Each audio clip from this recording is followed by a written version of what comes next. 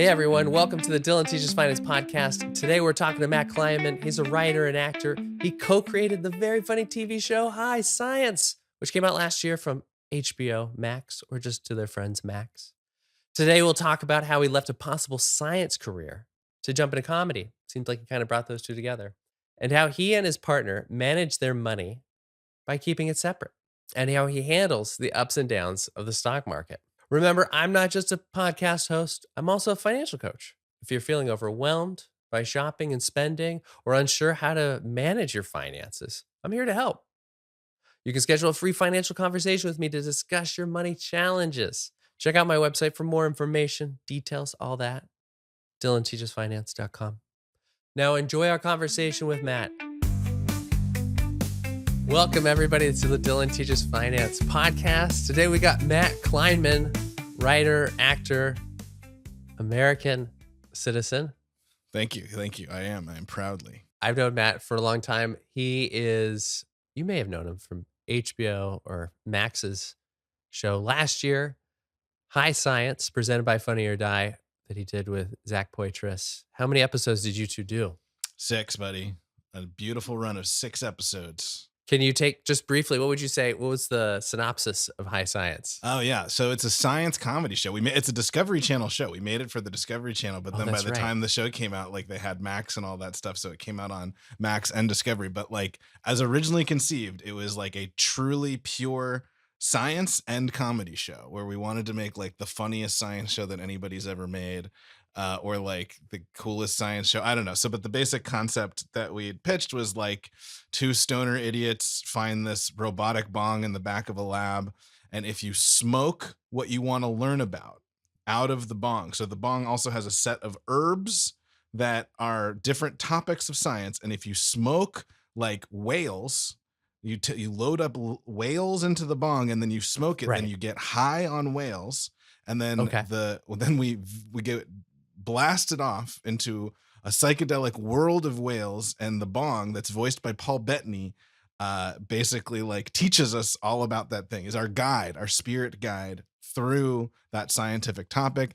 And while inside of that psychedelic learning journey, we zoom in like actual professors and experts and stuff, and we learn about different crazy topics and like mind-blowing things about like trees, like the wood wide web of trees, or like the moon and why we should go back to the moon, or one of my favorites, the Neanderthal episode, where we learn about our ancient all of our ancient brethren, the Neanderthals, and all the other humans. Did you know, Dylan, that at one time 6 different species of human all walked the earth?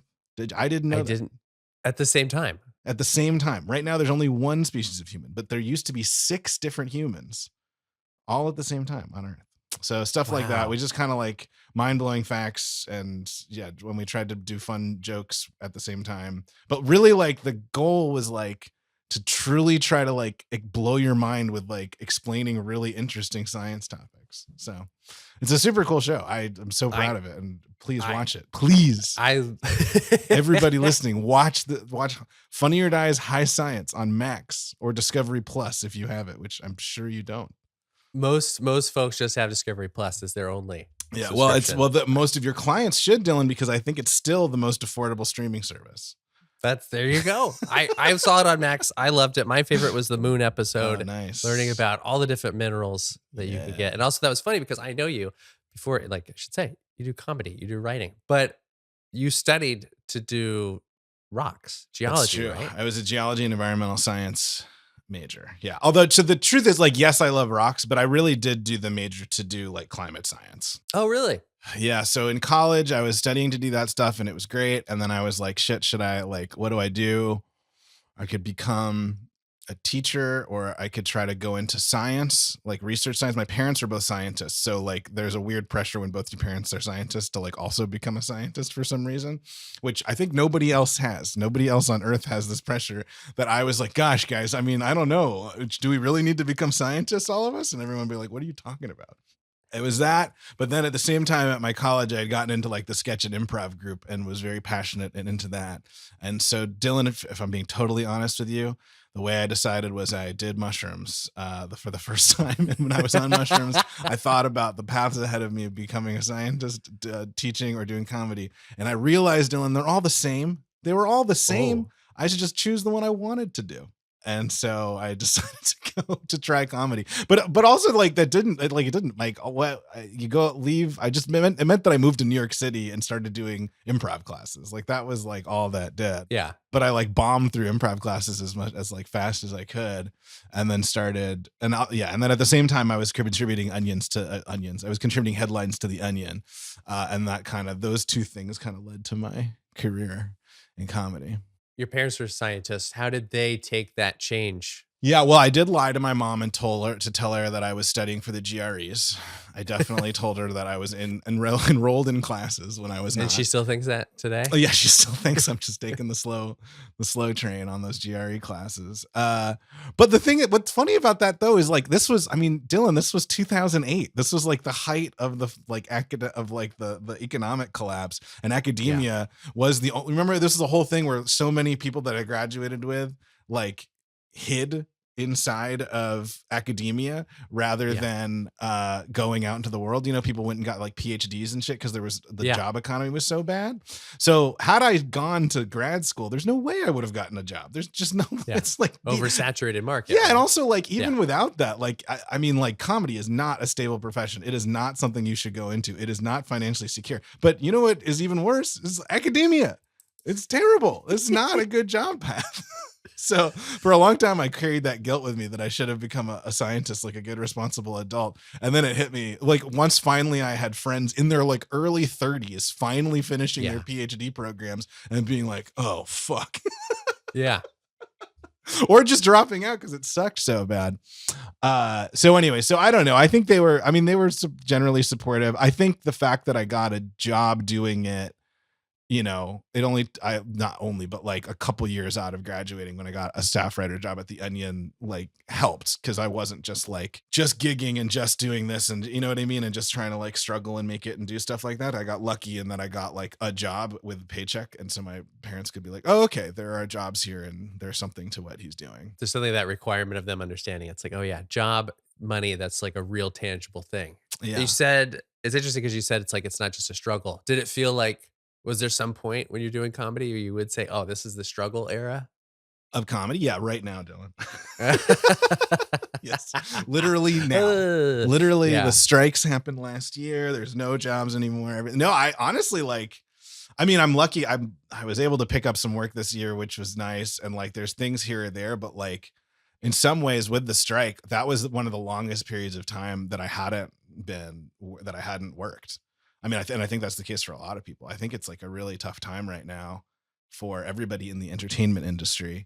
And so in some ways, I mean, it's always tough, but right now is very weird. Also, it's just like when you're younger, it's easier to be like, this is a gig, but it's not, you know what I mean? It's like, like you're helping on a web series or you're doing something for like a week or two, or you're like stringing things together. Also, like in New York, when we were there was so much of a scene that like you could just, you know, I don't know, there were just like things going on and I don't know, there was more, or I could like coach or teach or like do that kind of stuff, you know, and feel like I was like in between things. But now now that I have like 2 kids and stuff, I'm a little bit out of that sort of scene. So there's like less of like gig kind of working and more like trying to like either sell stuff or hopefully a friend pulls me onto something or like network. I don't know, like, hey, remember we worked together a long time ago on some ad thing. Do you have more ad work? But even that, it's like most of the people I don't, that's the thing. We're doing this for I'm just rambling. I'm sorry, Dylan. Even doing this for this long, like so many of the people I know that have done this stuff, like don't do this stuff or themselves right now are like, oh, it's just fucking tough right now. So everybody, when you talk to them, it's either they've exited or they're just repeating the same thing to you. Exactly. Yeah. And we're just like, I'd love to do something. Yeah. Oh man, it'd be amazing to just, you know, so I don't know. I'm in development, Dylan. This is a period of time called development when you're not actually What are you doing in your development? I'm actually on paternity leave from my development right now, Dylan. Okay. So because I just had a baby 3 weeks ago, so I'm actually on paternity leave from not having a job.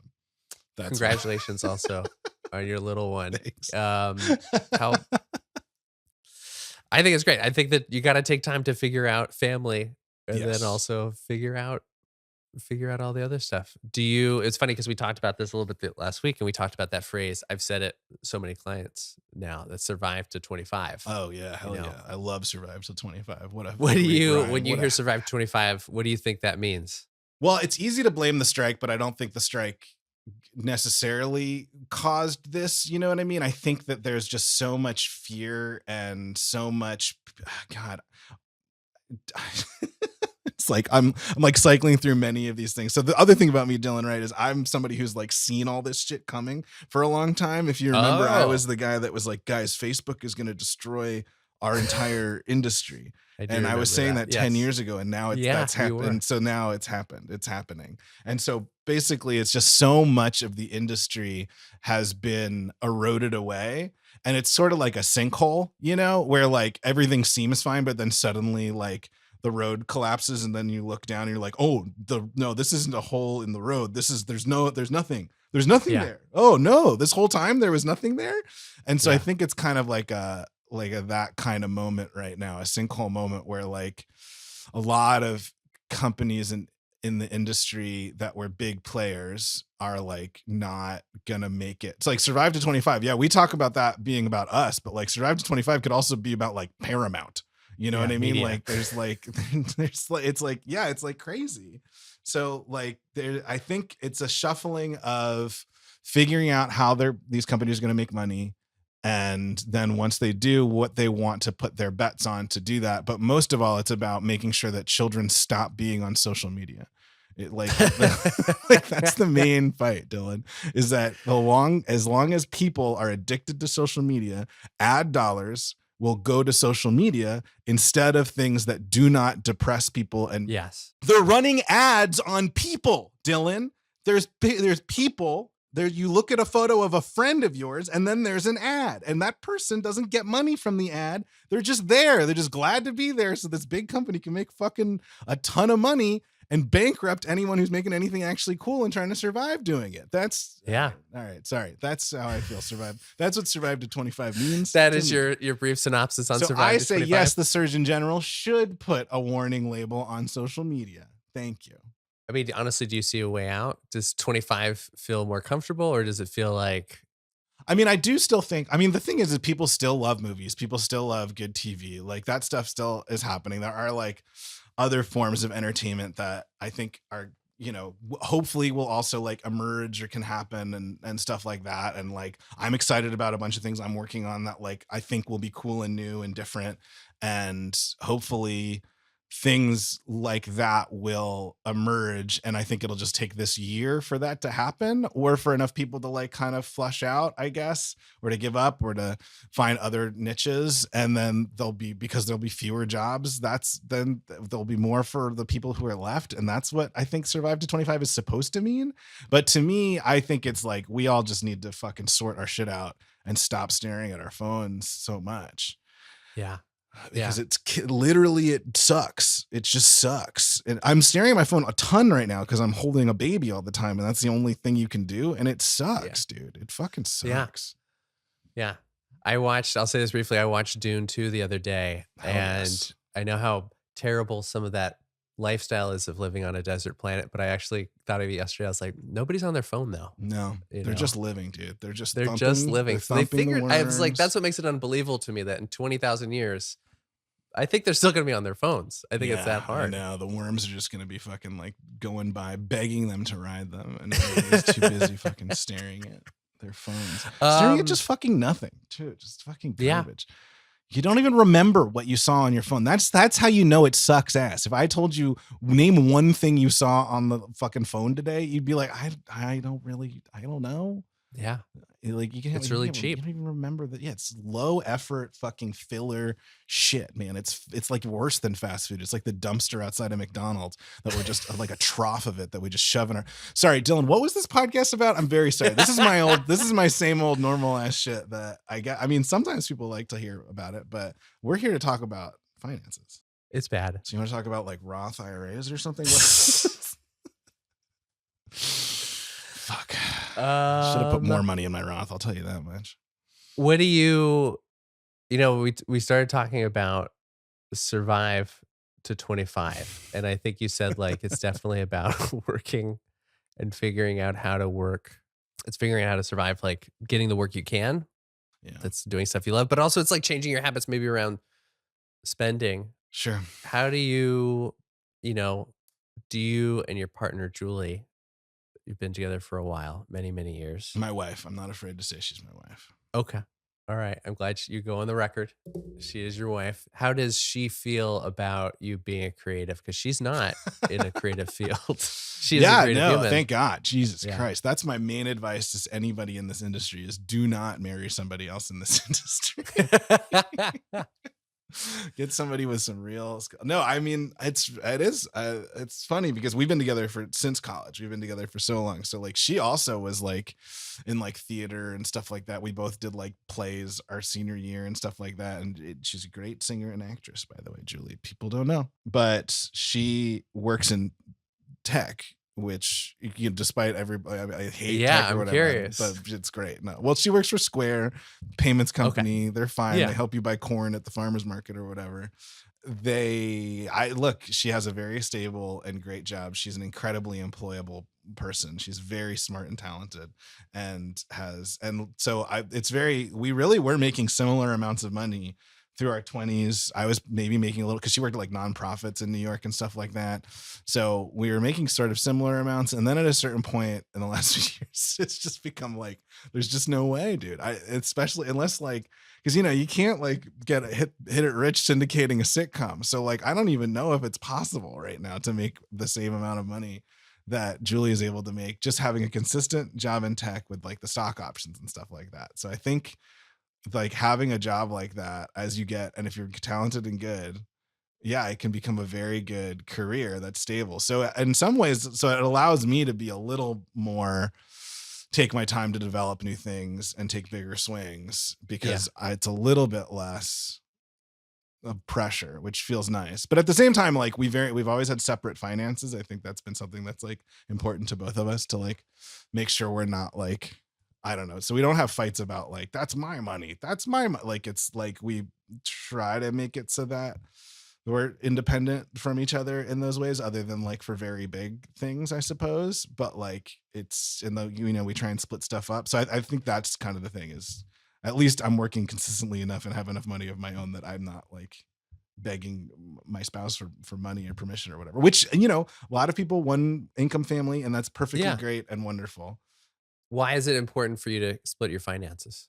It's a great question, I guess, actually. Well, I mean, just so that we're not, I don't know. I think for both of us, it's important to feel like we're independent in that way, I guess. I think it wasn't even something that we either like, it also just gets confusing. I don't know, like whose money is whose. I also don't want her to feel like she can't buy anything, and I don't want her to stop me from buying anything, I guess. But it's like, but we don't buy, like, there's not much. It's not like we're like, we don't make very extravagant purchases. That's the other thing is there's not like one of us that's like running around and ruining our family. We're both relatively, I think, responsible and relatively frugal.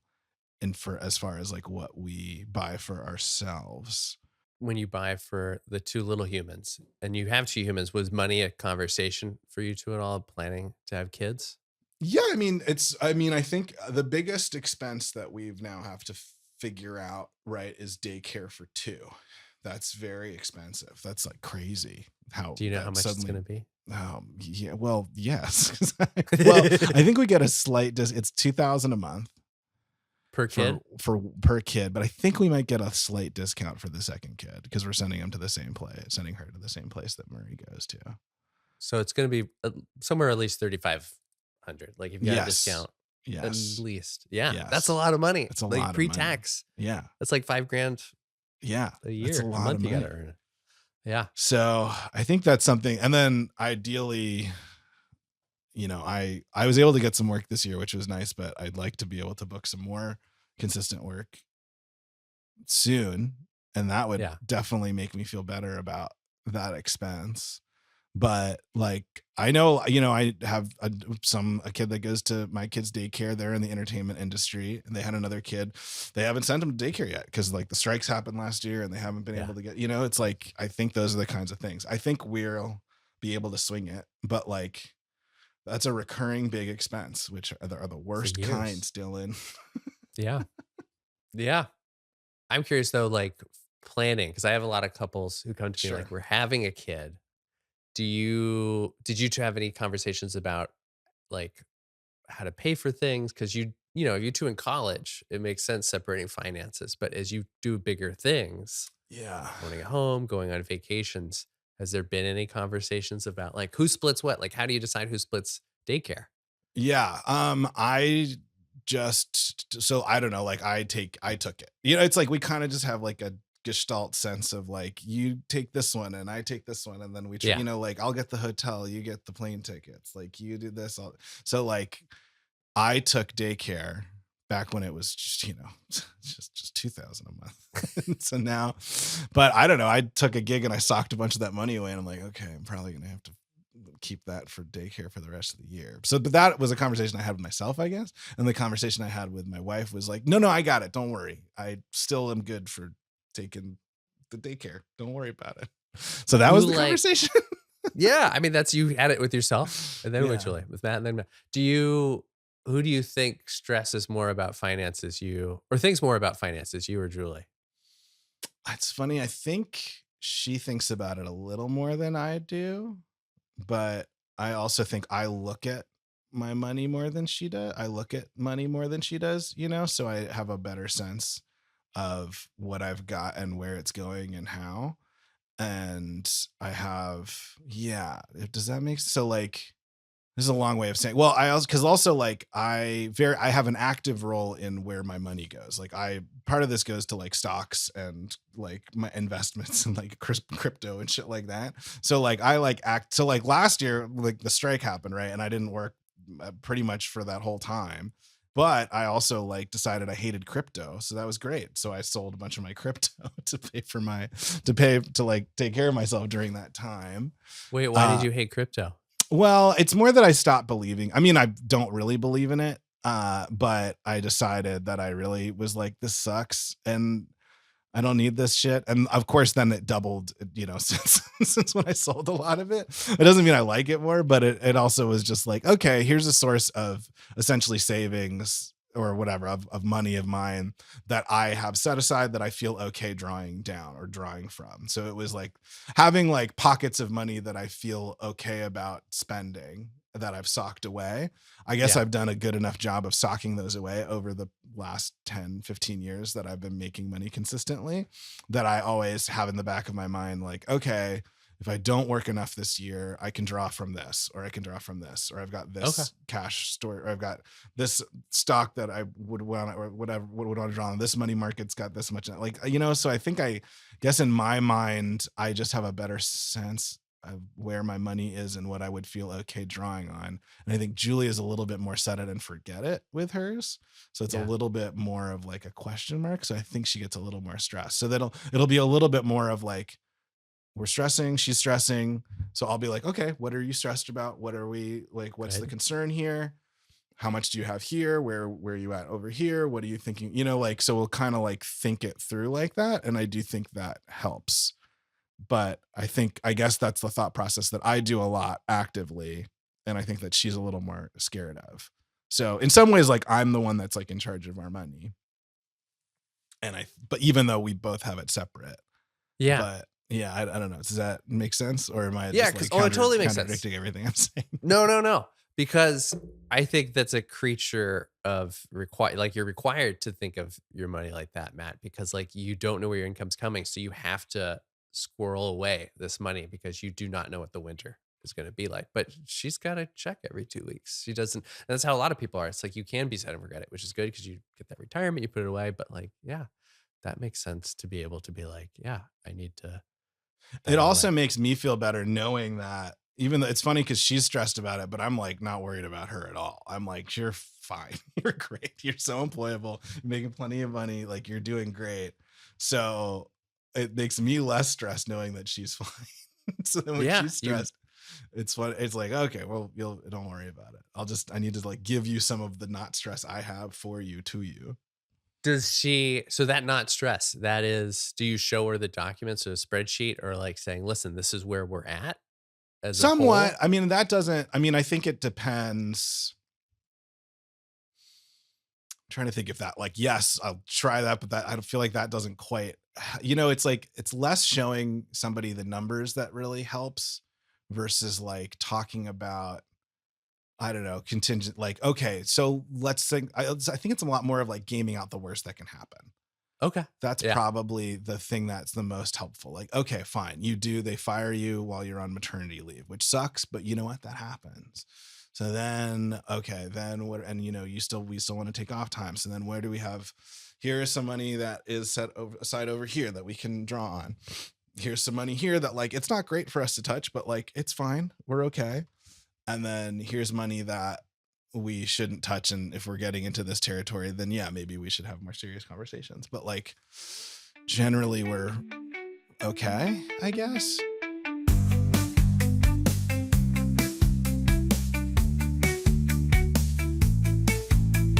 Do you feel like you're careful with money in the stock market? Yeah, so I definitely have an amount of my investment. I have the majority in like safe, like mutual fund, ETF, like the market, whatever things that are total stock market and like Vanguard Yeah. value, like things like that.